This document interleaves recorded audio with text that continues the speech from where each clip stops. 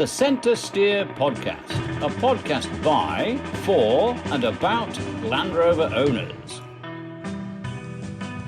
Welcome to the CentreSteer podcast, podcast number 143 for February of 2025. CentreSteer is a monthly podcast for Land Rover enthusiasts, hobbyists, and owners around the world. I'm John Costage, and joining me, fellow owners and enthusiasts this month, Harold and Dixon are joining us. Welcome, gentlemen.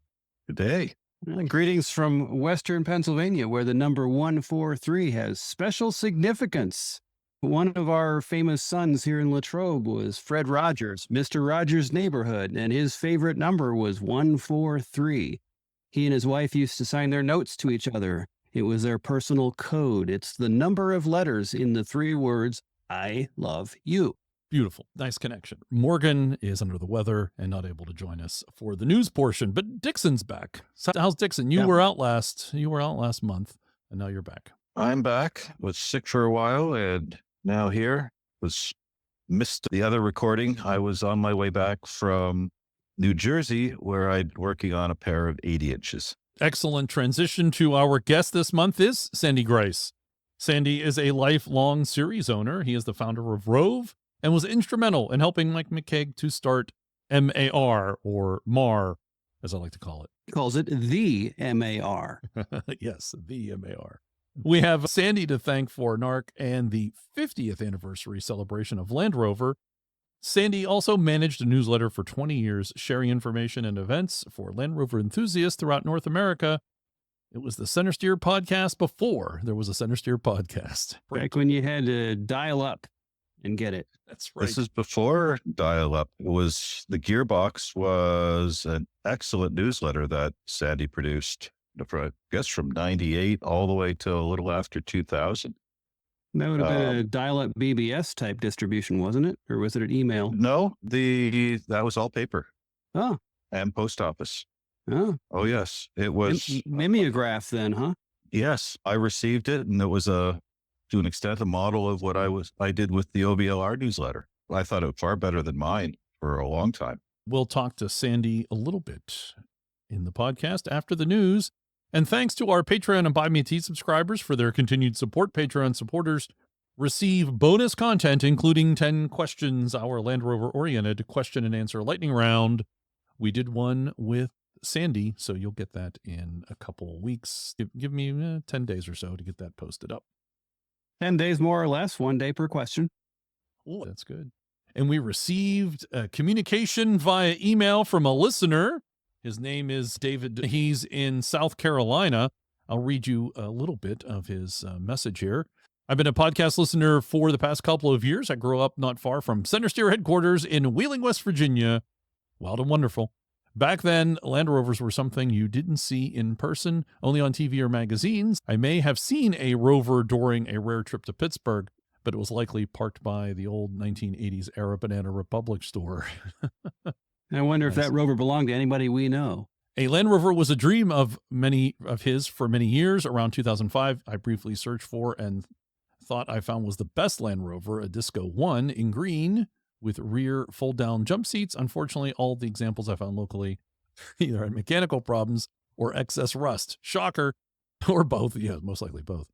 Being the reason that the person was trying to sell it. He gives us a long email, which is great. We appreciate that, David. I will skip to the end, though. He says, I look forward to a podcast episode each month. I wish I had been able to get to Greek Peak, but couldn't get the time off of work. And I hope an ARC will be able to organize an 80th anniversary event. And he's attached photos of his series trucks, his series Rovers. David, great to hear from you. Your trucks look fantastic, and we're glad you shared them. And by all means, don't wait for the 80th to come out to a Rover event somewhere, anywhere. There are plenty of events happening, and Dixon will share those with us in a little bit. I found his letter interesting because he was looking for his dream Rover, which is a Disco, and he ends up settling for a series truck, which is pretty much backwards of everyone else's experience. They go out, they dream of a series truck or a Defender, but they have to settle for a Disco because that's all they can afford. He gets a series truck, and then he gets a second series truck because it was available to him. The interesting thing was he starts with a Stage 1 V8, a specialty series truck, and then later settles on a Garden Variety 2A. Dave, you got a great collection. You're doing it backwards, but good for you. David, I can also tell you there will be an 80th. An ARC, it's on the plans for an ARC to have an 80th anniversary celebration.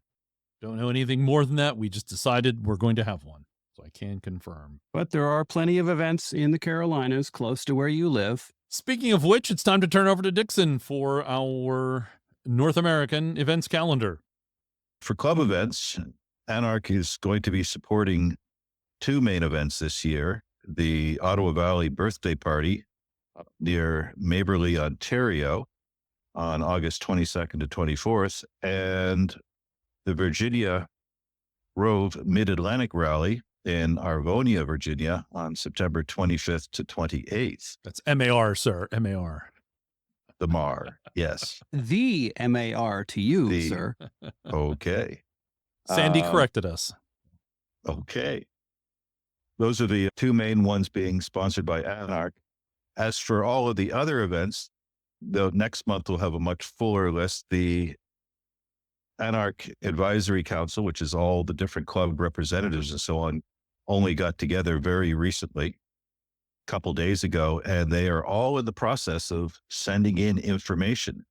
So we will soon see information on the Pacific Coast's annual event. The Northeast Land Rover Club will be having, I think, their 11th annual this summer. There's going to be quite a few events. Those that actually end up getting a copy of the Ottawa Valley newsletter will remember from last year, there was a page or two of events every month. So yeah, it's the winter time and things tend to slow down, but it will pick up. I can tell you that the Minnesota Land Rovers are already starting to make plans for yet another picnic in August. It won't be an Anarch event this year, but it will be the 42nd annual, I believe. Very long-running event at a kick-ass off-road park, and it's the first weekend in August. I will be there, and you should be there too, folks. And to remind folks about the stewards training, now you need to be a member club of an ARC in order to attend stewards training. There's, as of recording this program, there are about 8 slots still open. So if you're interested, that is taking place in Tularosa, New Mexico, which is down near where they did the atomic bomb testing in New Mexico. Close to you don't need night lights because it's still glowing. And if you go out to an ARC.club, there is a link to the information and also being able to register for the stewards training. And there is a good number of people right now. I think 31 people registered. So we were capping it at 40. And also want to give a shout out to a listener who messaged me that he had a truck available. He's in Massachusetts and had offered his disco for someone to use at the stewards training, and someone has taken him up on that offer. Shout out to a listener. He offered his truck, said it's available in Phoenix if someone wants to use it, and someone did have a need. So that's fantastic. Nice job to the listener for being a good member of the community. Do we want to name this listener? His name's Joe. I didn't get his permission, but I will say. All right. Thanks, Joe. So, yeah. I don't know if he wanted to be more publicly acknowledged than that, but it was very kind of him to start. A wonderful thing, getting people the opportunity. Someone, another club member, I think from the West Coast, is going to fly to Phoenix, pick up the truck, and then drive there. I think they're on the West Coast. Yet another example of the Land Rover community helping each other out. And I guess one other thing to mention on the events that is not really an ARC event, but here in the podcast, we have been talking about this for years, is the Pittsburgh Vintage Grand Prix. And there's British Car Day, which International Car Day takes place. It's going to be back this year at the normal time, which is the weekend before you have the picnic up in Minnesota. So I might make both. Exactly. Not officially an FPLRG event, but I think we could say it's officially a CentreSteer event. Oh, there we go. Okay, we'll go with that. We, the staff of CentreSteer, represent every year. And now it's time for the news. JLR made a record £7.5 billion in the last quarter. They shifted more Rangies and Defenders.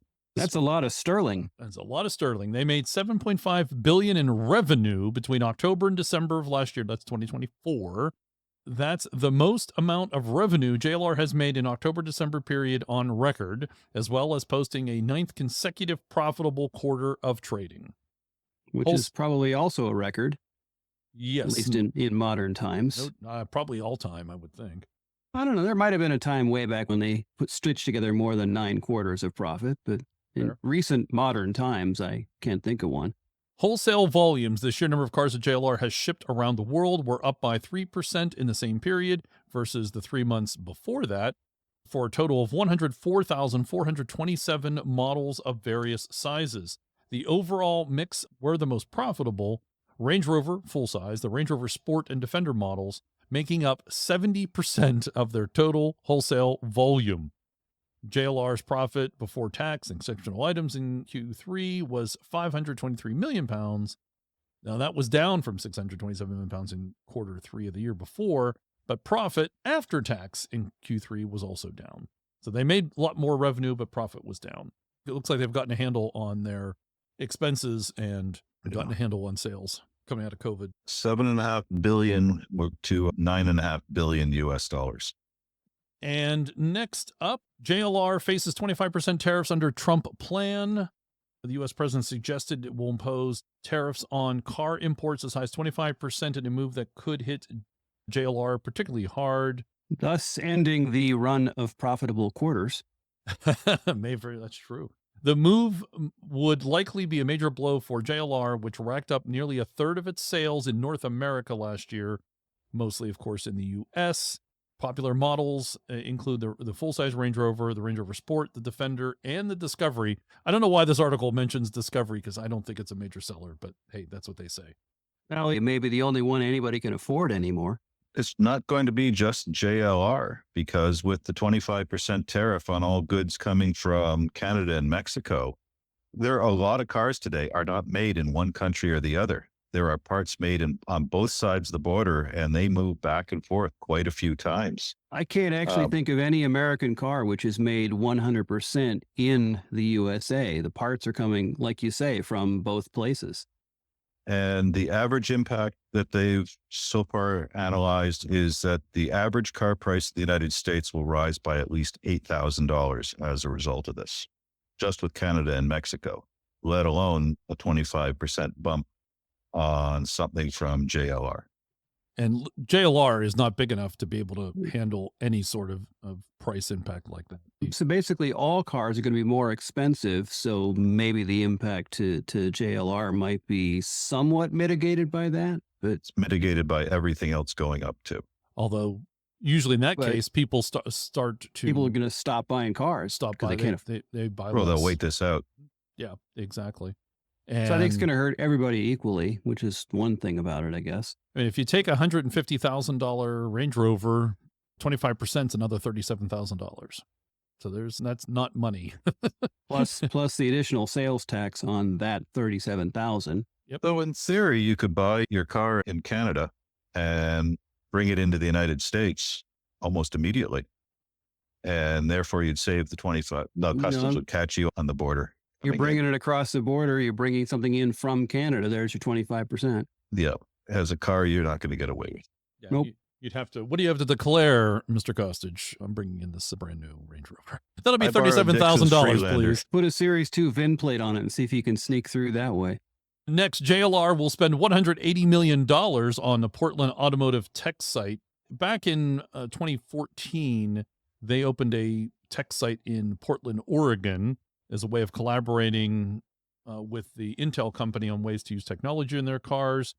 In the coming years, JLR said its Portland engineers will work to improve vehicle performance, enable more self-driving features, provide augmented reality displays for drivers, allow drivers to unlock their cars with a phone, create voice assistant services within vehicles, develop new electric vehicle charging technologies, and deploy technologies that entertain drivers and passengers.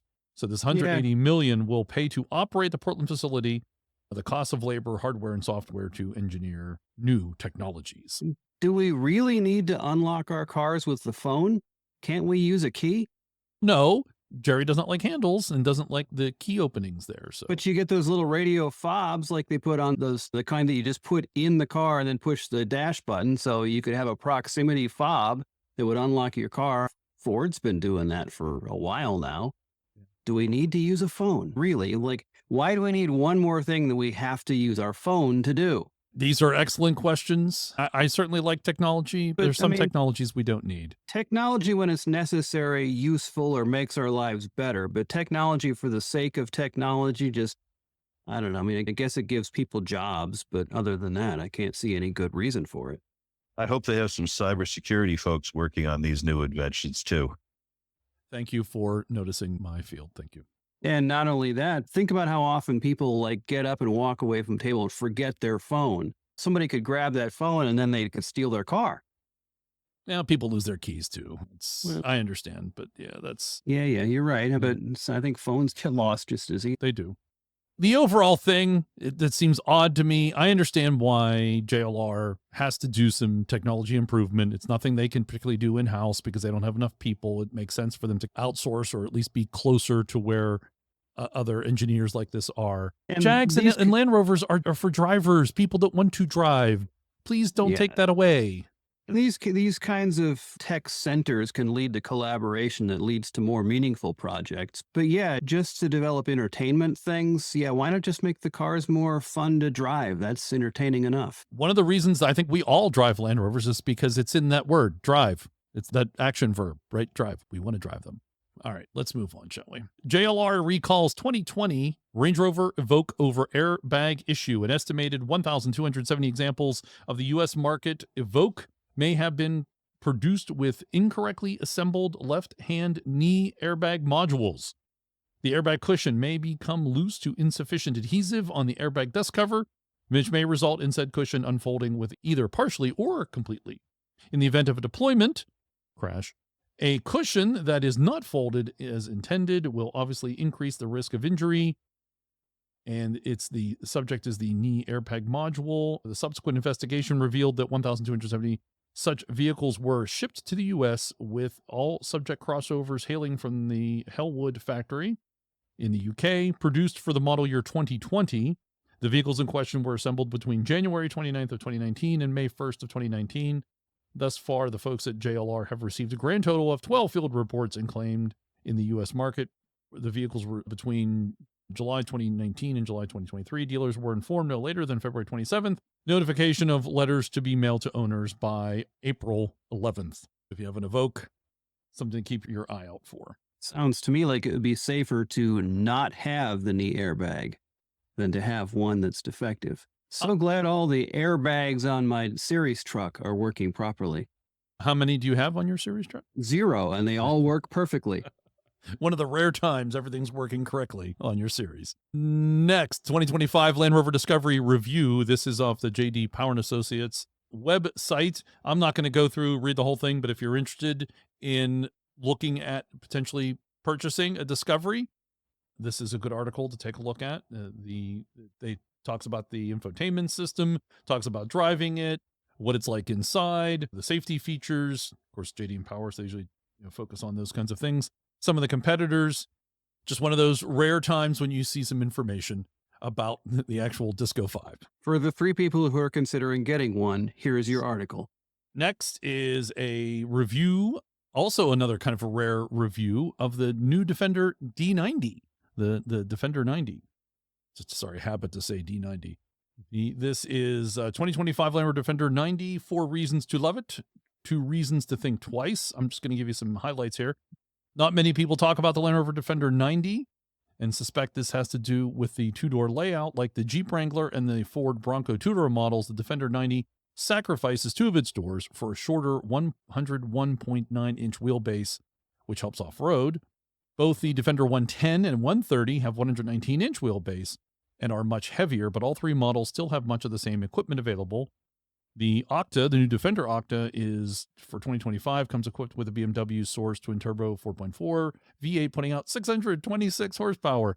It also features an enhanced 4x4 system, suspension, electronics, body, interior, and that goes for $153,000. Putting that model aside, you can get the base D90 with the P300 powertrain for $56,900 if you manage not to add any accessories. And then reasons to love, it looks as good as it drives. There's some explanation there if you want to read that. Number 2 is excellent powertrain choices. You can get a choice between turbocharged 2-liter 4-cylinder with an 8-speed automatic. You can also get a 395 horsepower inline 6 with a 48-volt mild hybrid. Third reason, utilitarian. Despite its size, it has 58.3 cubic feet of cargo space that drops to about 15.6 when you put the rear seats up. And the max cargo space is a bit more than a Mercedes GLC and a lot more than the X1. Of course, you have to put the seats down in the rear for that. Towing is impressive, and you can tow anywhere from 7,700 pounds to 8,200 pounds. But they say, given the short wheelbase, it would probably be better to have the 110 or 130 for any serious towing. The fourth reason, it is one of the best 4x4s out there, which we all know that. By far. And 2 reasons to think twice, complexity and reliability. Elephant in the room is reliability. The author here has personally seen some old glitches plague early versions of the new generation Defender, and he is not the only one. With all the electronic whiz-bangs, they were unpredictable too. Things have improved, but reliability is still near the bottom. But that doesn't really apply to only the 90. That's really any of the new Defenders. That is correct. And reason number 2 to think twice, much less expensive alternatives exist. The aforementioned Jeep Wrangler 2-door and Ford Bronco offer competitive off-road capability for under $40,000. They also offer manual transmissions and comparable, if not better, off-road capability depending on the trim. Yeah, but they're less cool. And I completely agree. Definitely less cool. It looked, and man, this thing looks so good dirty, doesn't it? Oh, just looks. I think all Land Rovers look better dirty. I completely agree.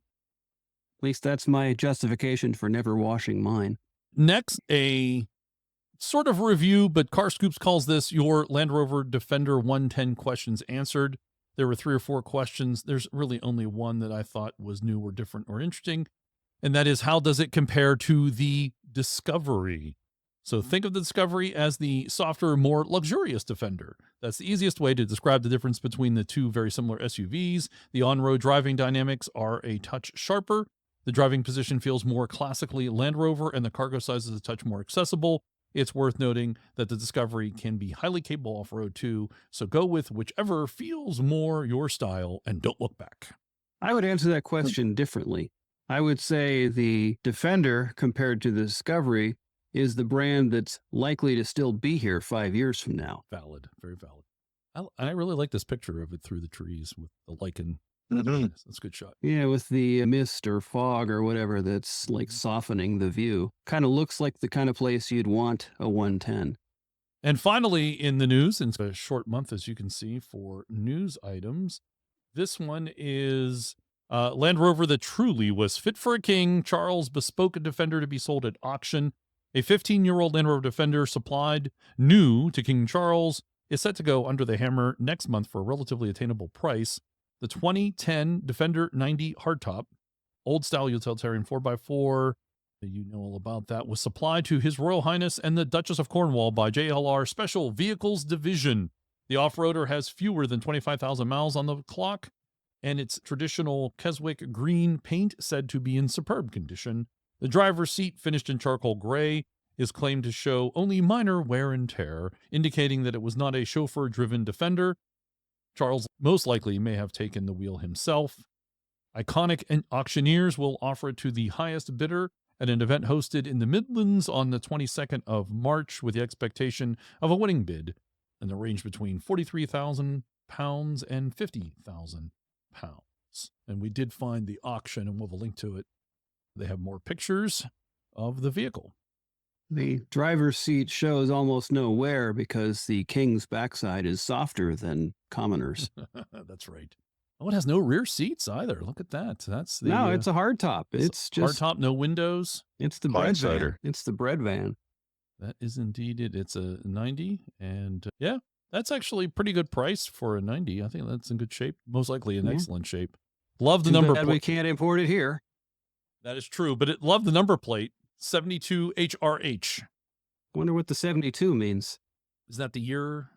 Oh, no, that's not Not the other on, vehicle. No. What was 72? not on an early plate like that. The plate itself would be worth something. Yeah, the HRH part obviously makes it. Is that the 72nd vehicle in his stable? Been a Now that lot of was- vehicles there. I don't know if they're up to 72 yet, though. Don't know. Canadians, you certainly are much easier for you to look at this one because you're past your 15-year rule. Of course, any Americans who might want to buy it and keep it at Dixon's place, he might be able to help you out there. It's very possible. Have to be tested and road Keep tested. it warm for you. That's right. Of course, the driver's seat might show a little more wear. All right, that is the news for February of 2025.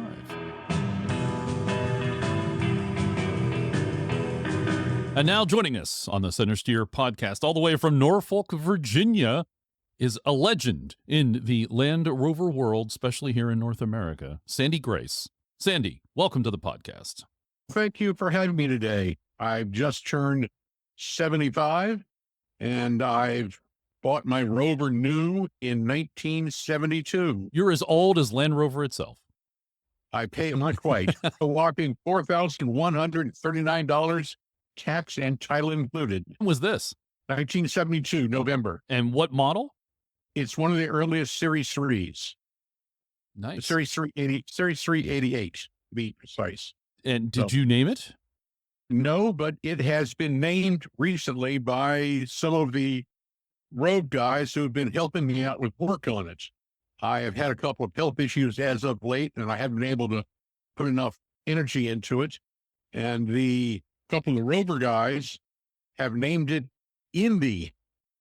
And that is a reference to a Monty Python skit, I'm Not Dead Yet. Nice. I have had my Rover filmed with John Rhys Davies, the sidekick for Indiana Jones, standing next to it. There for a while, my vehicle was used in the filming of the television series Archaeology on the Discovery Channel. And my Rover appears in about 30 shows, typically in the opening scene and closing scene with John Rhys Davies standing next to it. And he is a Land Rover owner. He owns 5. And the Rover's been That's a on good TV, start. but not so much for me. This is my first time being on the telly, so to speak. We're the audio telly. So was that your very first Land Rover? Yes, it was. I was, after some fun and games with another four-wheel drive earlier that year, another best friend of mine from college and I decided we both needed four-wheel drive vehicles. He chose a Blazer. I chose a Land Rover. He's had 5 Blazers and 4 or 5 other vehicles. I still have the Land Rover.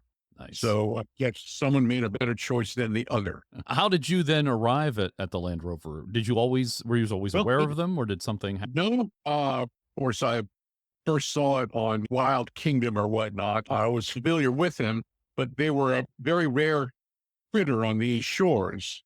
Still are. Yeah. What impressed me most was the price. At the time, it was the second least expensive 4x4 here. The only one that was less expensive was the Land Cruiser, and that was by about $200. And the lowest price cheap was $500 or $600 more. Price was right. I liked the fact that it was aluminum, and it's stood me well all these years. Were you in Roanoke at the time? No, I was right here in Norfolk. I had recently graduated from the University of Richmond, and I was looking for a good four-wheel drive vehicle because we had so much fun in a rented 52 Willys.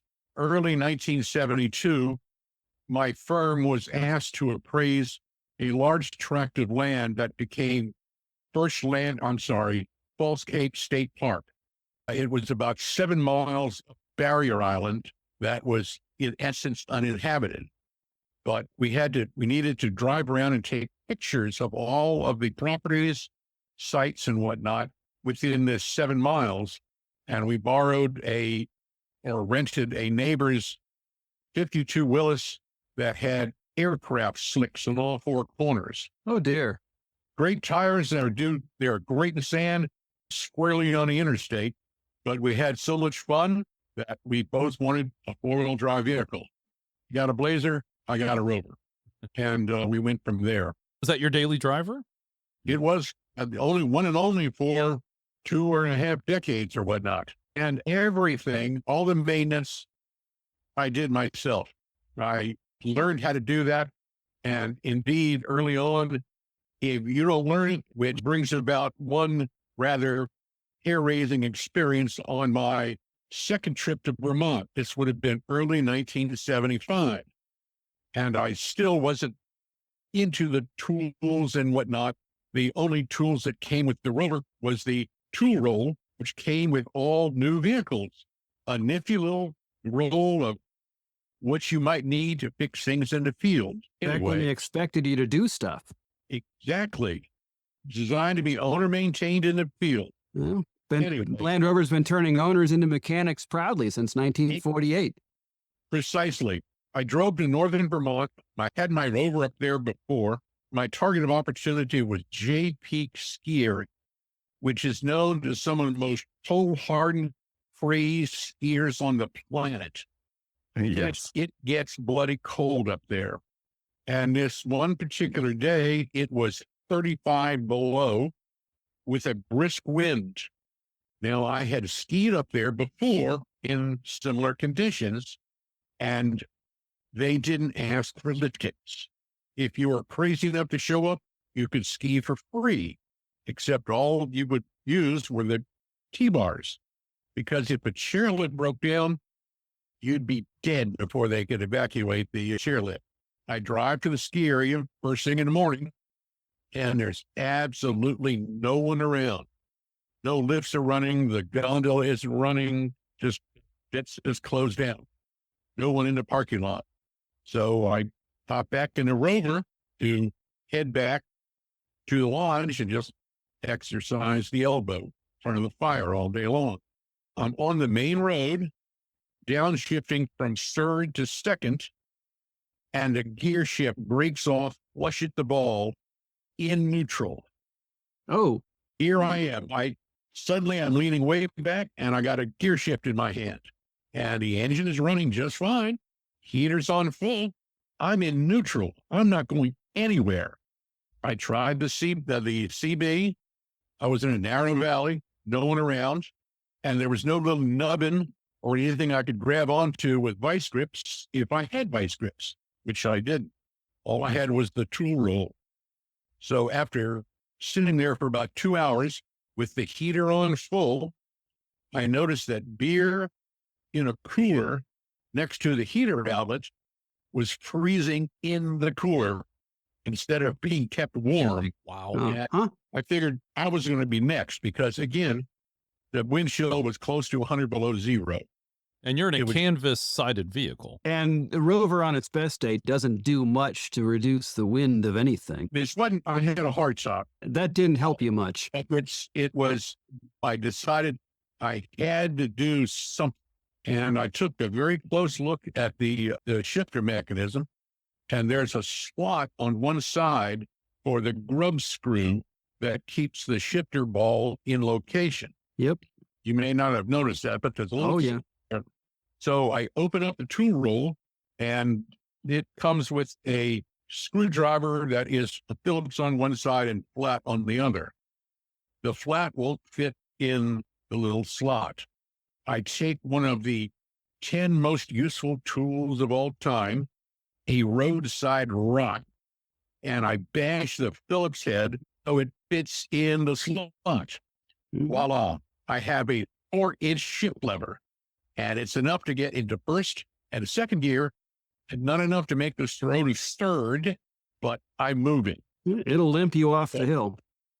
So I drove up to the top of the mountain pass, down to the lodge on the other side, changed into some other clothes because I knew I was going to have to do some work on this, and forgot to mention that while I was sitting there, 2 cars drove by in 2 hours.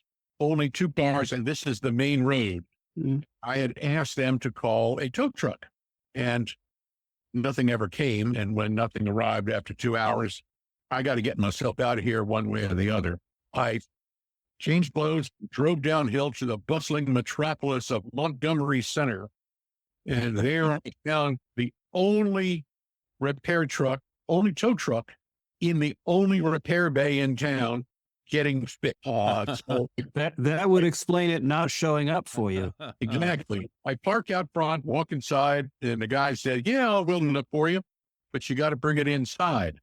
I set about disassembling the front floors so I can pull the shifter mechanism out so I can carry it in. He can put it in his vise and arc weld it back together again, which he does. I'm having to work outside in the snow. By this time, it had warmed up to a positively balmy 15 below in town. You can't work in ski clubs. You got to work with just your fingers. And if you know how small and fiddly all the floor fixings are and how many of them there are, it was quite a bit of work. I carried the bottom of the shifter in there, and he welded it up for me for $5. And it lasted for another decade after that. The next time it broke, it was summertime in my driveway. At least then you were in a safe place. Indeed. Fortunately, right next door, it was Kilgore's new trout saloon, so I could nip in for frequent ministrations of Wild Turkey 101. Didn't lose any fingers. Rover was back together, had some epic skiing thereafter, and we all lived to tell the tale. That's a great story and an illustrative of understanding early Land Rover ownership. By Jay Peak as well, you don't hike out from there if you're stranded out there, even Indeed. these days. It's all off by itself. But Jay Peak was my first big mountain ski experience back in '67, I believe. I've always had a soft spot for Jay Peak. So your Rover had a hard top at that time and on that trip, and you also had all your skis and all your personal gear with you? Oh, yeah. Wow. Yeah. Nice. Were you traveling alone? Yes, that trip I'm traveling by myself. Indeed, most of my ski trips in my Rover early on were by myself or whatnot. But after I got out of the Peace Corps, I got in the Rover, headed west. First stop was Jackson Hole. Then I went out and skied the Sierras, came back and skied the Colorado and whatnot. But I was trying to make up for all my lost ski time by hitting as many ski areas as I could. Did you drive your series out there? Yes, drove it the whole way. It was his only vehicle, John. Come on, keep up. I was just making sure it didn't fly. Some people do that. Are you insane? Yes. They do now. This is a Rover show, not an airplane show. I was in the Peace Corps in North Africa. I did have a Land Rover to drive over there. It was a late 2A diesel. That was a nice vehicle, but we had problems with tires. But maybe that's the story for another time. Nope. So, Keep going. No, let's hear about your Rover ownership and driving in North Africa. There was one fairly notable experience. We had 6 tires, 3 of which were suspect. And we had frequent flats. All of these were tubed tires. And the tire would go flat. We'd swap it out. That would go flat. We swapped the next one out. That would go flat. And then we were stuck where we were. Are they getting punctures? Yes. The best we could figure, and no matter how much I felt around inside the tube or inside the tire, there was a thorn or something that would work through the tread, puncture the tube. We can see where the tube was punctured because we fixed that up. But then the thorn would retreat into the tread, and we never could find any of them. Wow. Yeah, from what I've heard, they have some money to buy new thorns there tires. that are incredibly aggressive and they're harder than nails. But during one of these times, we were broken down in a town called Kairouan, and it's where they filmed part of the first Raiders of the Lost Ark film. Indeed, there is a scene in the first film where Indy is sitting in a bar nursing a beer because he's just seen his girlfriend blown up in a Nazi truck. And he is then accosted by Nazi thugs. I can honestly say I sat in that chair at that table 3 years before they filmed it. Wow. So that's my tie-in to Raiders of the Lost Ark. Minus the Nazi thugs, I'm guessing. Yes, and John indeed. Rhys Davies. You've got 2 connections now. So you're in North Africa for the Peace Corps. How long were you there? Not all that long. Program got dialed back, or we won't go into that, but we were giving people fresh water to drink, renovating Roman water wells. It was a great time. The populace loved to see us, and they loved Americans, which it was great. Great It was great. experience. And you drove that 2A the whole time you were there? No, I didn't. It was one of the program vehicles that we had. We had two vehicles, and I was the only one who had driven a Land Rover before. I was familiar with it. You but, had form, as the British say. Indeed. So, that's good. Did others know how to drive a stick at that point? They probably did, because usually most I of don't that know. generation Had a designated driver, and I knew how to drive it, so they let me drive it whenever. Well, the thing about the 2A is you not only have to know how to drive manually, you also have to know how to double clutch. Oh, yeah.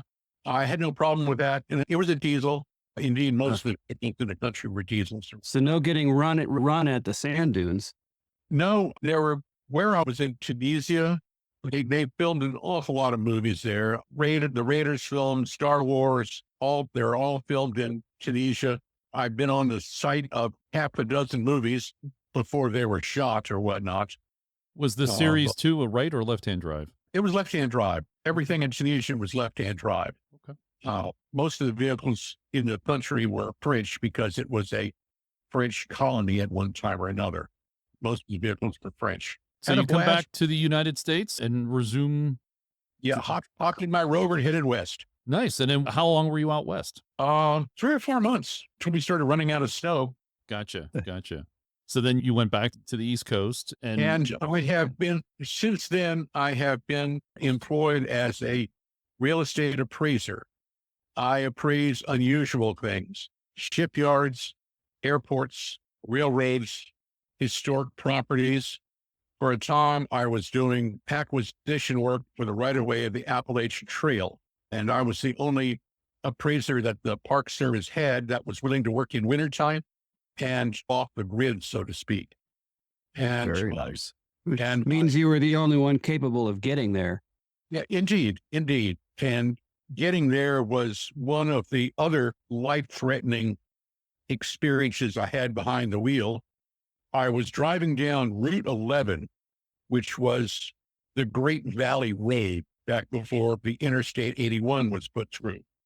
And I'm moving from one courthouse to the next, doing research for sales and whatnot for the acquisition work.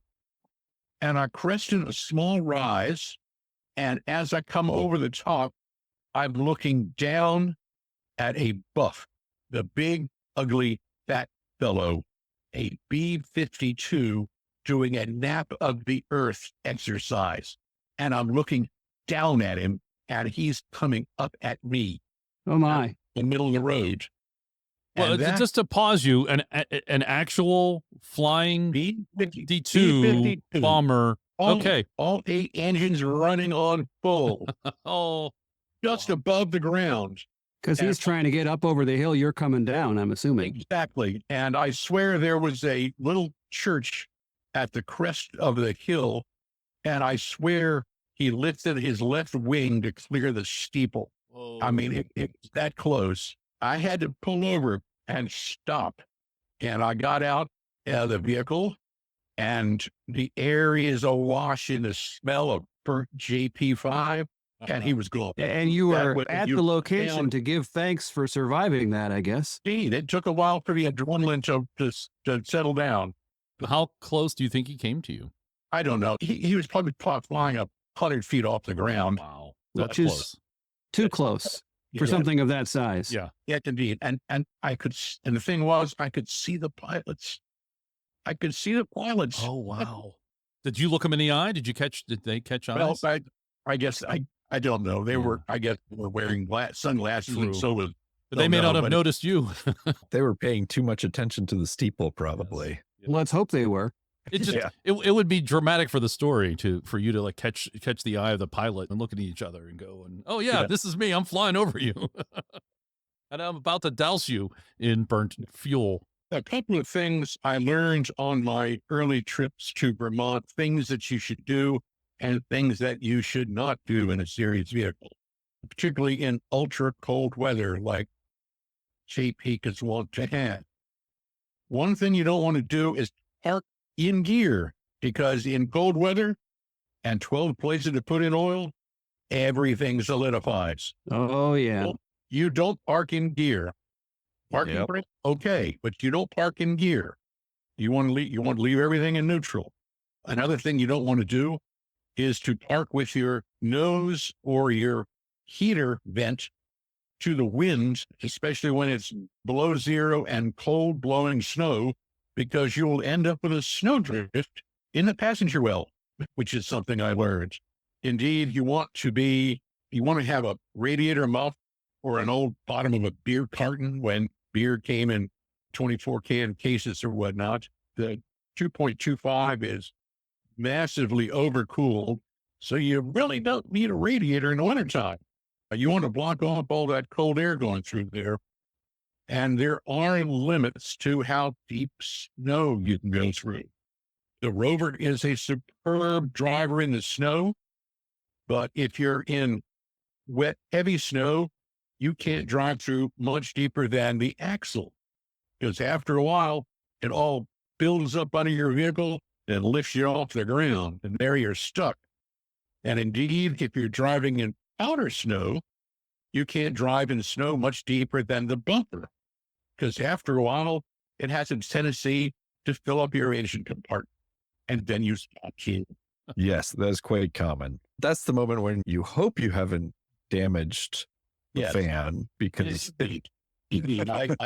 I have a friend who was plowing in conditions like that, and he said his Rover just stopped, and he popped the bonnet and looked in, and he says there was no engine there. Everything was snow. Couldn't see anything except snow in his engine compartment. These you learn. Something that modern Land Rover owners do not understand or have to deal with. I have, my Rover is equipped with a block heater, a battery heater, and a battery charger. And I've had batteries, fully charged batteries, freeze solid. So you want a battery heater. These are tricks for getting mobile in cold weather. These are excellent tips. No, good Your stuff. story about the gear oils freezing up reminds me of when back in high school I had access to a CJ3A, a 51, which would be similar to the 52 you were using. And yeah, when you park it in the cold weather, don't plan on going anywhere soon. Whether you left it in gear or not, the big problem was the steering would not move. And I had to get into the opposite seat and use arms and legs to work the wheel backwards and forwards just to loosen it enough to even get out of the parking spot. One of my earlier trips to Vermont, I had to get a tow in the morning. I had parked in gear, and of course the engine wouldn't turn over. So I had a guy in a garage parked Jeep drag me for a full quarter mile before the wheels grudgingly decided they were going to start turning. Loosen up the wheel bearing grease. Yep. But it eventually started up, and that's another lesson to be learned there. Just don't park in gear. So have you owned other Land Rovers or just the... Yes, I have. I had the first generation of Discovery that were sold. It was indeed the prototype vehicle for the 1996 model Discovery for the North American market. It was the prototype vehicle, and I bought it direct from Land Rover North America because they were rewarding me for organizing clubs and rallies and things like that. So they sold me one direct, and it was turns out it was a rather rare vehicle in that the engine block number was 0000017. And it was thought to be the oldest 4.0 engine anywhere in the world. I was told that the first 25 engines didn't survive testing. They would test them until they broke and go on from there. This was engine number 17, and I thought it was a rather dependable. My wife adds, we still own the vehicle, although it is parked on Mike McCaig's farm. I was going to ask the question, so thank you for answering that one. Yes. And one of the problems with the 4.0 is they have a tendency of blowing head gaskets at 150,000 miles like clockwork. Well, they blow sooner than that a lot of times. It was coming up for 150,000 miles, and I decided to take it to someone who was more adept at dealing with the modern vehicles than myself. Now, with my original Rover, with the exception of the front diff, there isn't a part on the vehicle I haven't held in my hand at one time or another. I've taken it all apart, put it all back together again, everything.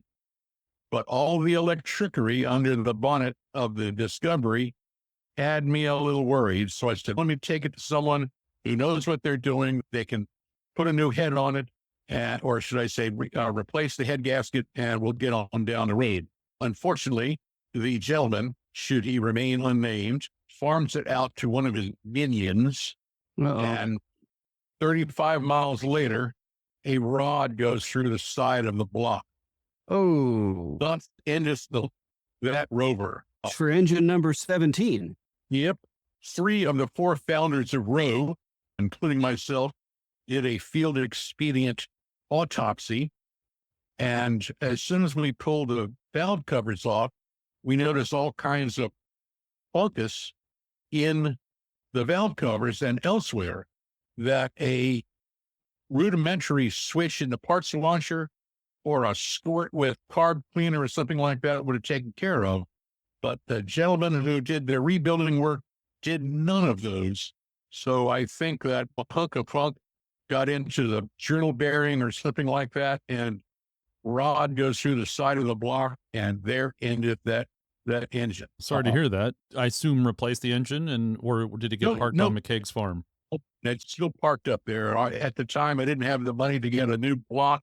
I was hoping that the Brexit debacle was going to cause the British pound to go down so I could buy a new short block from Turner's, but that never happened, and coinage was scarce those days, so it remains parked there. Understood, but still a special disco here in North America, even if it's not moving. What kind of adventures did you get to in the disco? I drove it a lot, but I can't say that we ever had any life-threatening adventures like Siri Nickel had. And then you had a wife. Once again, the voice of reason. Oh, you had other responsibilities, sir. It was different. The vehicle had air conditioning, leather seats. Oh, yeah, it's comfortable. Yeah.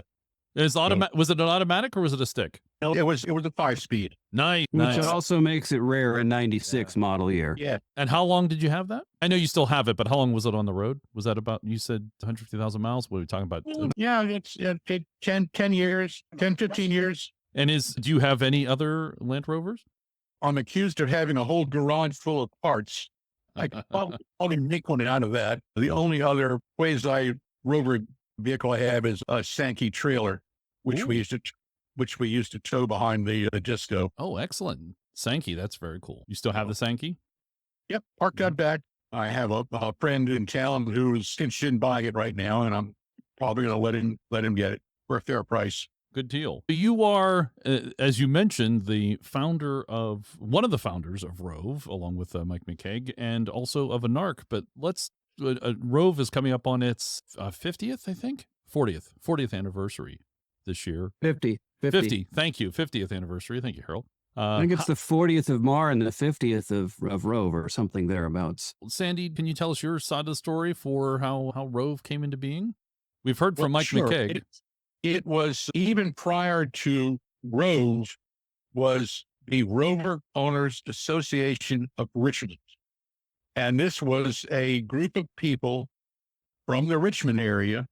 I guess the prime mover in that was a Dr. Kendall Wilson. He has since passed, but he had gotten a group of people together in Richmond, and they were fairly well organized in the fact that they had a club constitution, so to speak. They followed Robert's rules of order and whatnot.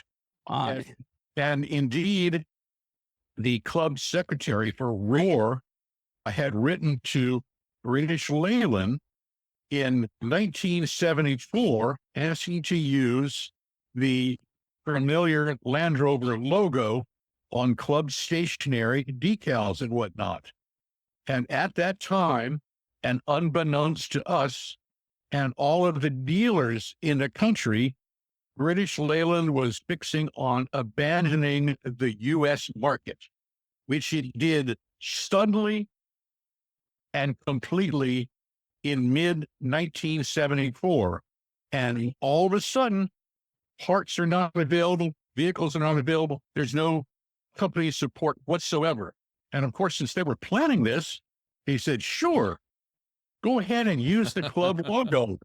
Roar. And We're not then using it anymore.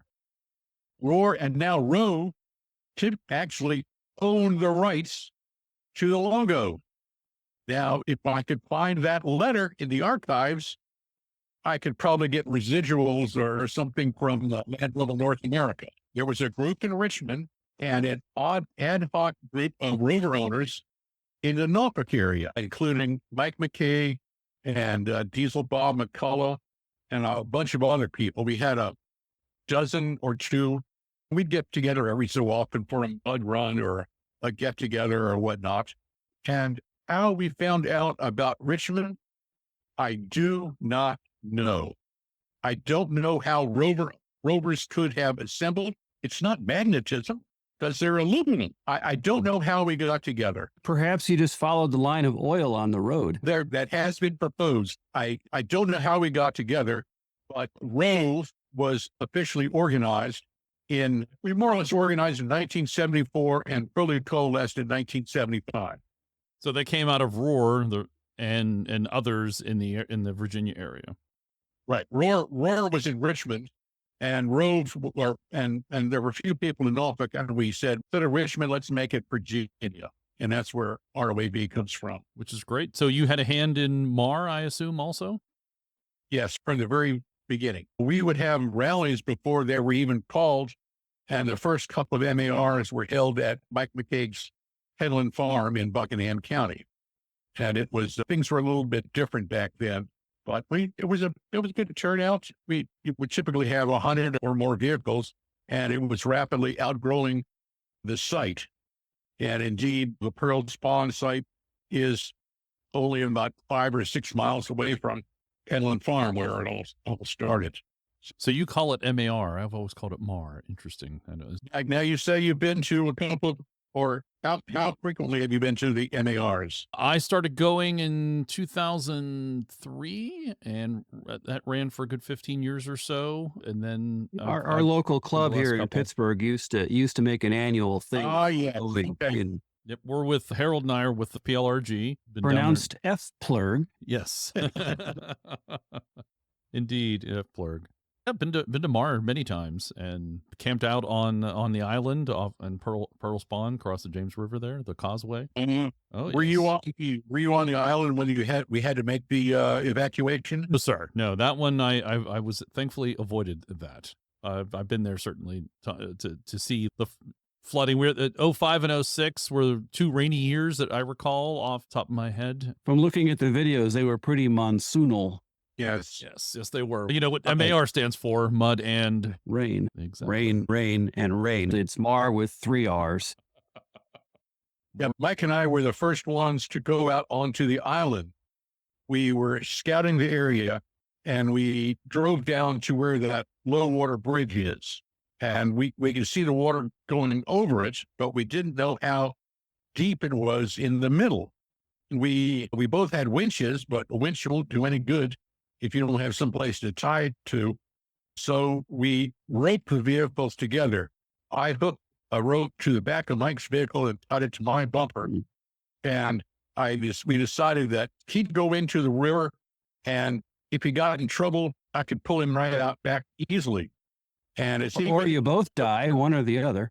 Exactly. He got into it, and before he get to the other side, rope came taut. So I had to go in there as well. There for a while, we were both in the river in floorboard deep water, and we both made it to the other side. And is this at the causeway or some other location? Yeah, the causeway. Okay. And was that concrete pass there always there? Yeah, it was a series of culverts that they just poured concrete down the top of all the culverts. Culverts stacked side by side, and they just poured a slab of concrete on the top of it. And in low water, it goes through the culverts. In high water, there's a limit to It goes over the culverts. Yes, Yes. yes. See, Mike never told us that story. See, he didn't tell us about you two trying to go across the causeway in the water. He might not want to admit to it. It seemed like a good idea at the time. It Oh, was, well, yes. Many things do seem like a good idea at the time. From MAR, that led to ANARC and the 50th anniversary, and you were one of the founders and instrumental organizers of the 50th. Can you give us some background Well, on how that came about? I wanted to try to fashion something after the way the clubs were set up in England. And I chose to get the three largest, most active clubs at the time involved. And that was Bay State, Ottawa Valley, and Rove. Once I approached them all, Dixon Kenner, of course, with Ottawa Valley. And I'm trying to think who my counterpart was at Bay State. It'll come to me in a minute. But I was trying to get a larger organization with a national spread that could have subsidiary clubs all over. And we would have one big rally. And what better rally to start off with than the 50th anniversary? So that's when I created a Venn diagram of the circle of influence for each of the clubs, Ottawa Valley, Bay State, and Rove. And they all coincided in the New York State area where Jay Peak was. And that was as close to midway between all of our respective home turfs. And they were happy to see us. And we had a couple of organizational meetings there before the rally. And that's how ANARC came about. It was basically my idea, and I came up with the ANARC. That was, again, because who forgets ANARC? Here's a big debate we have about ANARC, and sounds like as a founder, maybe you can settle this dispute. How do you say it as a phrase? I like to say ANARC. Others say ANARC. Yeah, I say ANARC. But the Better to the level of organization within the group, because it is quite anarchy at times. Oh yes. Indeed. Oh yes. Well, And those who are enthusiasts and members of the group are now called anarchists. Yes. I've often said that trying to corral or organize Land Rovers is akin to trying to herd cats. You have a bunch of independent thinkers, and it's hard to get them all going in the same straight line. You're not I wrong, can't sir. imagine what you're talking about. I like to say Not at all. strong personalities. Indeed. How did you come up with Greek Peak then for the location? it was was- it just in the middle? Had you been there It before? was just in the middle. If you imagine a Venn diagram where all the parties overlap, Greek Peak was there. And I had skied Greek Peak way back when, so I had a general idea of what that area was like. I contacted them and they said, sure, we're not doing anything in the summertime. We got to pay the bills year round. They were quite glad to see us. But after organizing that rally, I pretty much said, that's it for me. It is a lot of work, Yeah. sir. I heard that a couple of years ago after the 75th. Was there a lot of work that had to be done at Greek Peak to prepare it? There was, and indeed, in some cases, there was a local Finger Lakes Rover group or whatnot. Since this was in essence in their bailiwick, they were supposed to set up some trails and whatnot that were okay for driving on. Most of them were merely snowmobile trails in the wintertime. And indeed, we had a real problem with one of those trails or whatnot. There was an aqueduct, a concrete encased steel pipe that paralleled or crossed one of these snowmobile trails. And someone decided they were going to drive over this aqueduct, which in the state of New York, they take a real dim view of anybody coming close to aqueducts. And there just happened to be a guy out there from New York DEQ and saw someone drive over this. And they had the ANARC logo on the vehicle. So they came after us for possibly damaging a concrete encased steel aqueduct. And that cost us a ton of money. Well, I've heard reference to this story. Okay. Yeah. Basically, the rally made a fair profit, but turns out the fine we had to pay was basically within a few cents of our entire profit. Took all the revenue from the event. My understanding was that the folks that did that, they were not part of the actual NARC or the Greek Peak event, right? No, it was not. Just so happened they had, that was the easiest way to track them down was because they had a NARC symbol. Exactly. You know. Had one of the little windscreen logos on their vehicle. You had the decals on them that they were Yes. going to the event, just like folks that go to MAR and other places have that on there.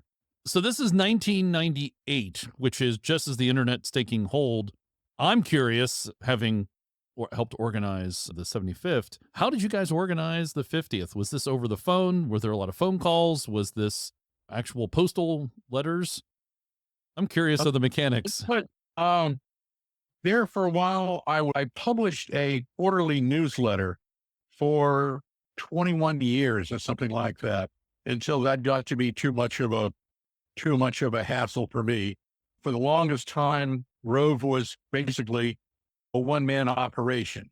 I was chief cook and bottle washer. I was doing a quarterly newsletter, trying to collect dues, organizing rallies or whatnot. And it just got to be too much of a grind. And I had other stuff. Anyway, we went back and forth. Of course, Zoom or anything like that, or meetings, online meetings like that didn't exist. But we did have contacts over the web or whatnot. So email maybe, and maybe some phone calls being made. Yep. Perhaps the good old BBS. Yes. Yeah, there you go. I'm just curious, coming from the modern way of organizing the meetings. The old green screen monochrome BBS with a dial-up connection pushing 9600 baud. That's how things got done. Yes, that's right. Very fast modem. That was the series trucks of the internet. We didn't mess around back then. Sandy, it sounds like you were running this newsletter. You were almost like the podcast of that time, collecting information and sharing it amongst the community. That was my whole raison d'etre there, to get news out to the various clubs, as well as the members of Rove. I would cover the Camel Trophy. Usually I have a special edition for the Camel Trophy. And it helped that one of my friends from Pittsburgh, good friend, he went to work for RJ Reynolds. So I had an in with RJ Reynolds for getting news and every so often giveaways or whatnot with Camel Trophy merch at the various rallies or whatnot. We always like a good Pittsburgh connection, since Harold and I, that's where we are. So that's good to hear. It was your friend a Land Rover person? No, he was not. He never into four-wheel drive. He and his wife worked for RJ Reynolds, and they retired before it got to be inappropriate to be working for a company. Yes. Got out at the right time. Yes, Indeed. But still, it's very cool that you had that connection, though, to the Camel Trophy. One time I was given a possibility of bidding on one of the Camel Trophy vehicles. It was a support vehicle that they kept at headquarters in Winston-Salem. And I went down there to look at this thing, and it was one of the, a support vehicle, not an actual competitor, but it was a Discovery, and I went through the whole vehicle, looking here and there, and trying to see how it was, if there was any damage or anything I should be aware of. And I noticed that there was a high water mark on the inside of the roof-mounted spotlights, or running light, or driving lights. Whoa! High water mark, and I was told that's high water. That's for sure. And I was told that was salt water. Oh dear! Whoa. So I decided I would not invest in this vehicle. Whether it had been submerged for a day in salt water, maybe not. Still a cool piece. Do you have any idea what happened to that vehicle?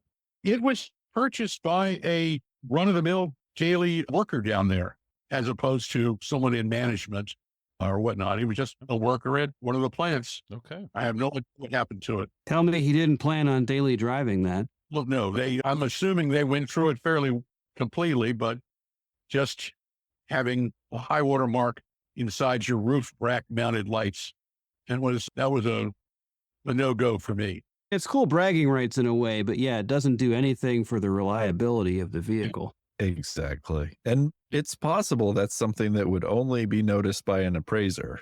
Well spotted, Morgan. Spotted, sir. One of the big things down here is salt damage. Of course, these days there's not a whole lot of beach driving available. Some people do it, but there was, which brings another story to mind. I mentioned the 52 Willis that we had rented for working on the Falls Cape State Park project. There is a stretch of land that's owned by the Back Bay Fish and Wildlife Refuge, and that's about 6 or 7 miles. And there's Falls Cape, which is about 5 or 6 miles. So you have a stretch of almost 15 miles from City of Virginia Beach south to the North Carolina line that is just original. It is pristine now. There is just no development down there at all. And they have a beach at low tide that's about 50 to 100 yards wide and smoother than a newly laid interstate highway. It is gorgeous to drive on. We were taking photographs and whatnot, and we had to go back up into Virginia Beach to get some supplies. We were camping at this one property, very south end of the park, or park to be. And when we went up there, we had lunch at a little restaurant that overlooked the ocean. And my friend Mel spotted something that was billowing out in the water. That was something that quite unusual. And not too far away, the Navy has an installation where they have anti-aircraft practice. And they will fly drones back and forth down the beach, towing a target. And they will shoot at the target with either the Bovers or 5-inch deck guns or whatnot. And they fly back and forth. And apparently someone hit the drone, and the only thing that came down was the parachute. And my friend saw this parachute out in the water, and he wades out into chilly springtime ocean water, and we collect the parachute. We're driving on down the beach, and there's a nice wind out of the north. So we decide we're going to hook the parachute to the Willis. Oh, boy. We hook it to the front bumper, and down the beach we go. We're going along at a good 5 miles an hour, sitting on the bonnet, drinking beer. And every so often we have to get out and make a minor big course correction. And we go for 6, 8 miles like this, just down the beach slowly, having a great time. It's a gorgeous day. There were a few habitations down there, old trailers, shacks, cabins up in the dunes. And several times, young ladies would be out sunning themselves on the beach because it was a gorgeous day. And they would cover up whenever they heard a motor coming. We didn't have a motor. So we would just drift by them silently in that Willis and tip our hats and say, "Nice day, isn't it?" It means all. It's where we invented jeep sailing. We had so much fun with that jeep. That's when both of us decided we were going to buy 4-wheel drive. Nice jeep sailing. I love it. I love it. I've never heard a story like that before. That's fantastic. Now, have you sailed any of your Land Rovers since? No. Oh, only the Jeeps. Only Jeeps get sailed. Yeah. Seems like a way to get yourself going when your transmission's broken and you have no drive. Yes. And But- the wind is howling. You might get some pretty good speed going that way. But we were going along 5 miles an hour. It was a brisk walk, and we just reach inside and make a little correction. And we went for quite a ways, just not using any petrol. Yeah, Anyway. the windscreen was down. The windshield was down, I take it? No, this was a hard top, Okay. and we couldn't drop the windscreen. So we're just leaning back against the windscreen, drinking beer and enjoying it. Nice summer days. I'm trying to picture anything resembling a small correction when driving a Jeep. The beach 50 to 100 yards wide. We didn't have to make very many corrections, but wind was dead astern. Do you have any personal highlights of the Anarch 50th? They're all basically not really good memories. It's, I know one guy was up in my face complaining about the handout said dinner was going to be started at 4:30 and it wasn't ready until 5. He was all upset about that. Someone else came to me late at night, and we had retained the ski patrol people at the first aid shack at Greek Peak. If someone cuts something, falls down, skins this, whatever. We have someone on site to deal with medical. One guy comes up to me late at night. It's 11:30, and says, my girlfriend stepped in a hole. She sprained her ankle. Can you do something about it? We were paying this ski patrol to be there until 11 o'clock. This is 11:30. I said, when did this happen? And he said, 10 o'clock this morning. Okay. Had 12 hours to do something, and they chose until after it was all done. Yeah. And now it's your problem. Yeah. And then there was a one knucklehead who decided it was going to shoot off fireworks from the top of the slope where Zeus is. And he was shooting off fireworks. And we were in there was this red flag warning type thing.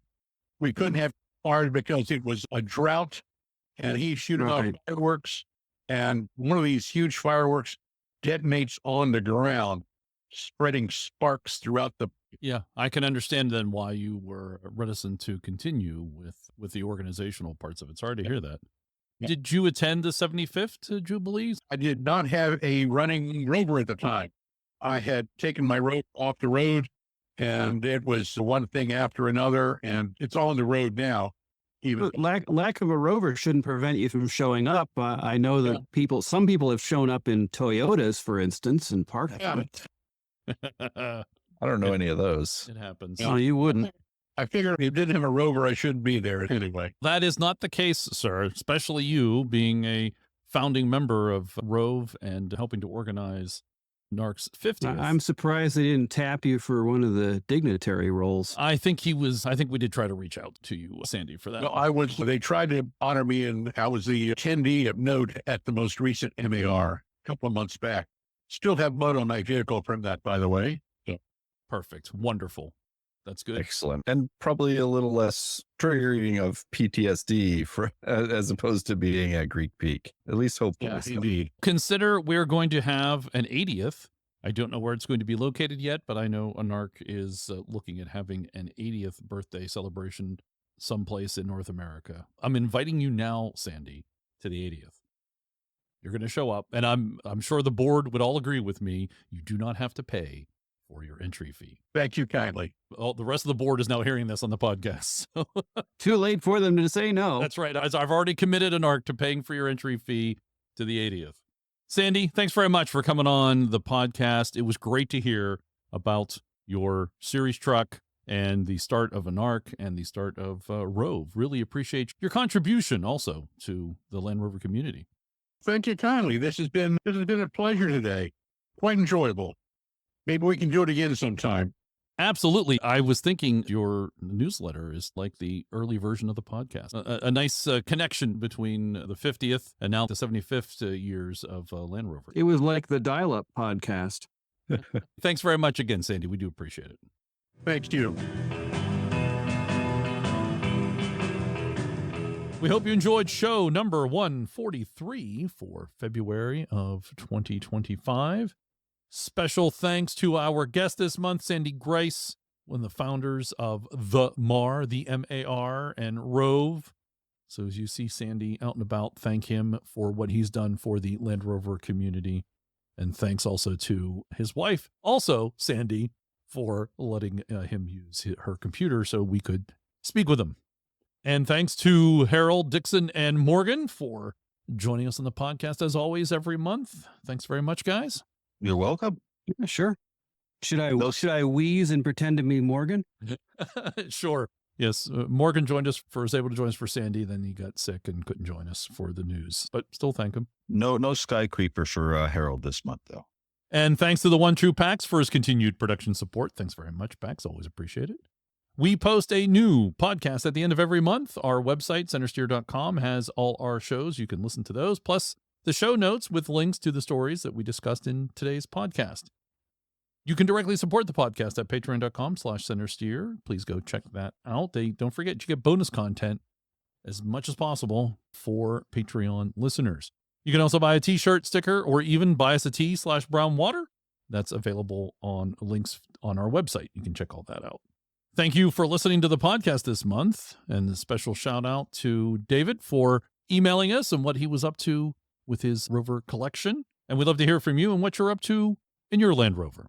On behalf of the entire crew here at the CentreSteer podcast, 1 would like to thank 3 for listening today. We know you have a choice when it comes to your podcast content, and we do appreciate your choosing us. Please take a moment to look around you and enjoy the scenery because it's a beautiful day in the neighborhood. 1 asks 3 to share the 4 for Land Rovers with all of your friends, and you may now resume your important things.